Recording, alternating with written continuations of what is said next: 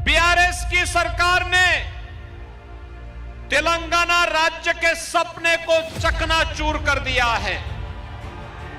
कांग्रेस ने पहले ही तेलंगाना वासियों की उपेक्षा की थी, यहां के लोगों का शोषण किया था, यहां पे भ्रष्टाचार को बढ़ाया था।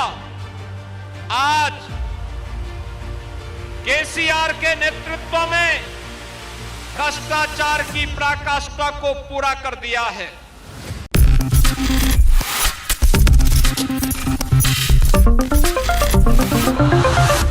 चार राज्यों में विधानसभा चुनाव संपन्न होने के बाद अब बारी आ चुकी है तेलंगाना राज्य की।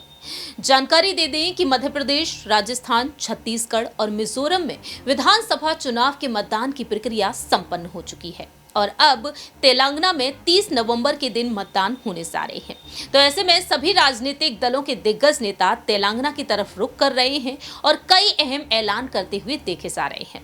और ऐसे में उत्तर प्रदेश के मुख्यमंत्री योगी आदित्यनाथ भी तेलंगाना के चुनावी रण में उतर आए हैं। नमस्कार, मैं प्रांशी राठौर और आप देख रहे हैं नेक्स्ट 9 न्यूज। दरअसल आपको बता दें कि अब बीते रविवार के दिन ही योगी आदित्यनाथ तेलंगाना पहुंचे। तेलंगाना के हैदराबाद पहुंचकर उन्होंने ऐलान किया कि अब हैदराबाद का नाम बदलकर भाग्यनगर कर दिया जाएगा।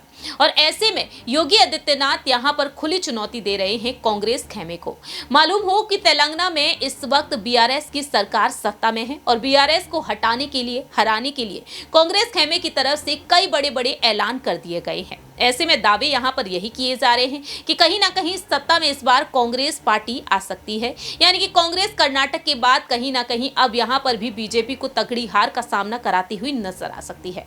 मालूम हो कि कर्नाटक में 136 विधानसभा सीटों पर कांग्रेस ने जीत हासिल की और अपनी सरकार बनाई, लेकिन अब यहां पर बीआरएस का पत्ता साफ करने की कोशिश में है राहुल गांधी, जो तेलंगाना के दौरे पर लगातार नजर आ रहे हैं। ऐसे में देखा जा रहा है कि राहुल गांधी जो हाल ही में तेलंगाना पहुंचे और यहां पर जो भीड़ उमड़ती हुई नजर आई थी, उस दौरान राहुल गांधी के लिए पीएम के नारे भी लगाए गए थे। ऐसे में अब यहां पर सीएम योगी आदित्यनाथ उतर आए हैं और योगी आदित्यनाथ ने भी यहां पर चुनौती दे दी है। क्या कुछ कहते हैं योगी आदित्यनाथ, सुनिए जरा। बीआरएस की सरकार ने तेलंगाना राज्य के सपने को चकनाचूर कर दिया है।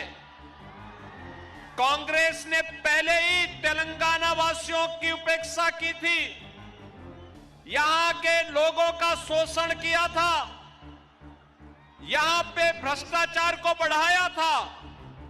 आज केसीआर के नेतृत्व में भ्रष्टाचार की पराकाष्ठा को पूरा कर दिया है। आज तेलंगाना में सरकार परिवारवाद, भ्रष्टाचार और घोर तुष्टीकरण की प्रतीक बन चुकी है। भाइयों बहनों, मैं आज के इस अवसर पर आप सबका आह्वान करूंगा।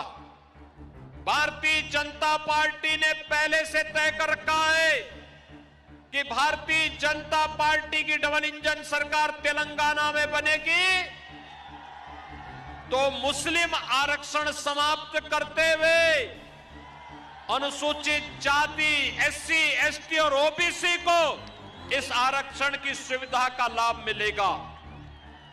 भारतीय जनता पार्टी ने पहले से तय कर रखा है कि हैदराबाद को भाग्यनगर बना करके तेलंगाना के भाग्य लक्ष्मी का केंद्र बिंदु बनाएंगे। और भाइयों बहनों, इसीलिए आज मैं आपके पास आया हूं आपका आह्वान करने के लिए। जो लोग आज तेलंगाना में लैंड माफिया के रूप में, सैंड माफिया के रूप में और ऑर्गेनाइज क्राइम के माफिया के रूप में काम कर रहे हैं, एक और इनके अवैध साम्राज्य पर यूपी का बुलडोजर चलेगा और दूसरी तरफ यहां के नौजवानों के आशीर्वाद से भारतीय जनता पार्टी श्री कुनासी सैलम गौड़ को असेंबली में भेज करके, भाइयों बहनों, हम यहां पर फिर से भगवा लहराने का काम करेंगे। और इसीलिए आज मैं आपके पास आया हूं आपका आह्वान करने के लिए।